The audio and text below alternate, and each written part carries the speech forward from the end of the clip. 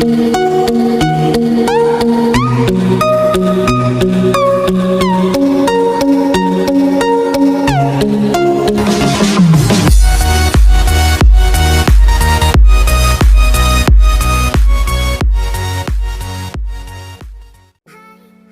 достар, сіздермен бірге телефон құпиясы каналы және де мен Денис Алиханов.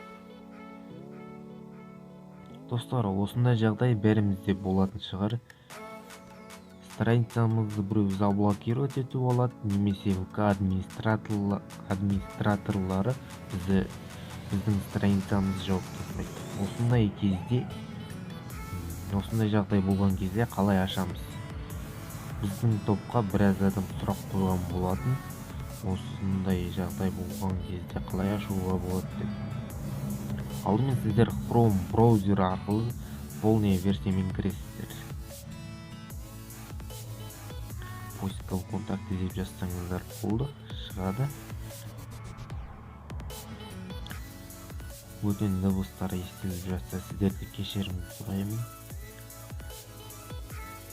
Достар, кірген соң осы жерге сіздер бірінші жағдайда оңай ашуға болады. Сіздің нөміріңізді осы жерге және де пароліңізді жазасыздар. OTP-ді басасыздар.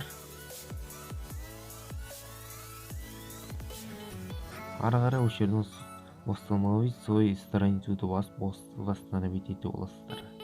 Бұл бірінші жағдай. ВК администраторлары жауып тастаған кезде сіздің пароліңіз ауыспайды. Егерде сіздің страницаңызды біреу взломать етіп, потом паролін ауыстырып тастады, сол кезде қалай ашамыз? Ол кезде сіздер забыл пароль арқылы ашасыздар. Кеттік, забыл парольді бастым. Ары қарай достар, осы жерге сіздер өзіңіздің нөміріңізді енгізесіздер. Сол страницаның нөмірі міндетті түрде сізде болу керек.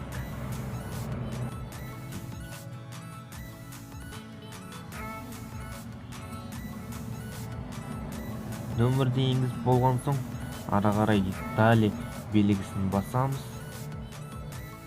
Ары қарай достар, сіздерден робот емес екендеріңізді сұрайды. Осыны дәл осы жерде яғни робот дегенді басасыздар. Егер де капча шығып жатса, капчаны тереміз. Енді осы жерде сіздің страницаңызды фамилиясын жазасыздар. Көрсетілгеніндей.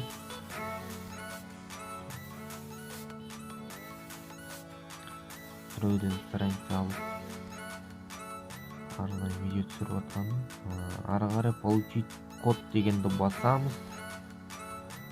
Сіздің нөміріңізге код келеді енді.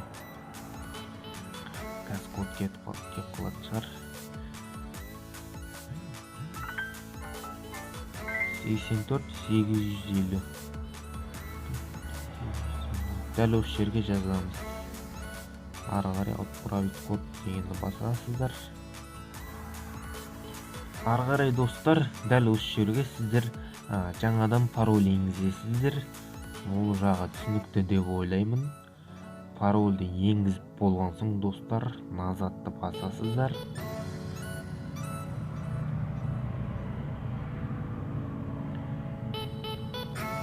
Міне, дәл осы жерге жаңағы нөміріңізді және де өзгерткен пароліңізді осы жерге жазасыздар достар. Үшінші жағдай, сізде нөмірде парольда жоқ. Яғни нөмір қолжетімді емес. Осындай жағдайда қалай восстановить етеміз? Достар, бір айта кететін жағдай, нөмір сізде қолжетімді болмағанның өзінде сіз нөмірді міндетті түрде білуіңіз керек, және де старый парольді білуіңіз керек, яғни ескі пароль. Осы жерге жаңа нөмір жазамыз.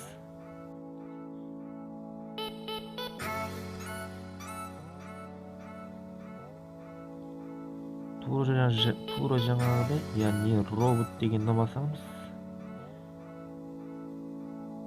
Енді достар, дәл осы жерден я не помню фамилию дегенді басамыз. мына жерге страницаның ссылкасын енгіземіз. ВК-дан шығып жаңағы страницаның ссылкасын копировать етіп алайық. Ссылку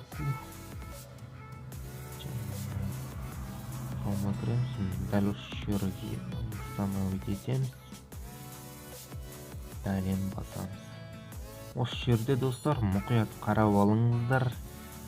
Бірінші тұрған доступный нөмір деген жерге, яғни қолжетімді нөмір деңізден ешқандай ВК-ға тіркелмеген пустой нөмірді осы жерге енгіземіз. Сіздің әлгі страницаңыз осы жаңа нөмірге келетін болып, старый парольді енгіземіз, яғни соңғы рет ауысқан парольдан алдыңғы парольді енгізесіз, және де мына жерге старый нөмір. Осы данныйларды міндетті түрде сіздер білулеріңіз керек. ВК администраторлары сіздің заявкаңызды қабылдайды.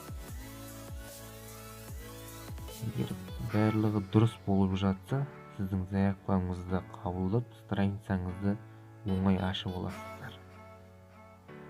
Бәрі түсінікті деп ойлаймын достар. Егер де осы видео 100 лайк жиналып жатса, келесіде нөмірді де біз ұмытылып қалған страницалар, яғни барлығымызда болады. Бір нөмір, пароль полный ұмытып қалғанбыз. Ешқандай нөмір деп парольді бізде жоқ. Яғни ескі аккаунттарды, яғни парақшаларымызды қалай ашу керектігі жайлы мен жаңа видео түсіретін боламын. Осы видеоға аямай лайктарыңызды, тегін лайктарыңызды баса кетіңіздер. Сонымен менің видео бүгінге аяқталды. Әдеттегідей лайк басамыз. Аман саулық күнде кездескенше қош сау болыңыздар.